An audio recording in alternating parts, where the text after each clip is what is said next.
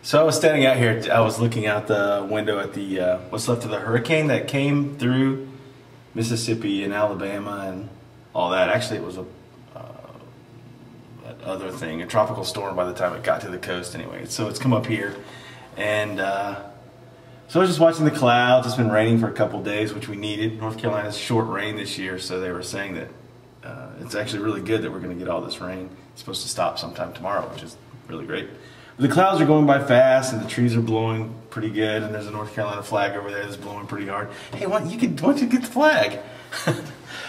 And so it's cool. I like weather and stuff like that. I don't know what that means, stuff like that. I mean, weather is weather. But I've always been interested in it, and I really like rain and wind and storms and stuff like that as well. I keep saying stuff like that. That's great. So I think I just wanted to share that experience with whoever happens to come across this thing online. And I was trying to think of, again, something spiritual to say about that. And actually in my, lately when I'm praying or reading the Bible or even talking to kids or anybody I've been talking to lately, my whole deal has been really about evangelism. And I'm not sure exactly why that is, except that I'm aware of, I've become more aware, this is going to sound stupid, but I've become more aware of how many people aren't Christians in the world. I've talked about it, and there's billions and billions, and I know it. If you didn't know there was that many, then there you go. There's far more people that aren't Christians than are.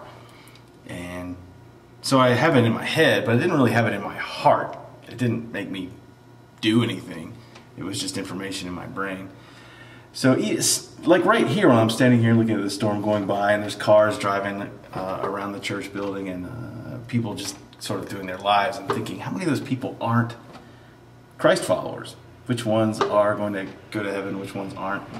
I think about that lately when I'm at schools or at the mall or wherever. I'm surrounded by people all the time, just like you are, and I've started thinking, how many of these people are going to go to hell without Christ? I mean, anyone who doesn't have Him cannot go to heaven, no matter what. There's no other way to get there except by Jesus. So that's become sort of upsetting to me, really. It's maybe aggravating is a better word. It sort of just makes me a little mad inside that I don't do more about that.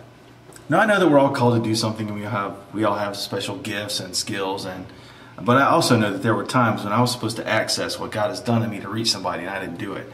And I suspect maybe you have, and maybe even are today doing that. There's people around you that you know could benefit from the truth of who Jesus is in their life, but for some reason we just hold back. We don't tell them. It's inconvenient, or it's uncomfortable, or it's awkward, or whatever, and so we just let it go. So I'm trying to be better about that and be more proactive in reaching out into people's lives. And so I want to encourage you to do that too in your life, today, tomorrow.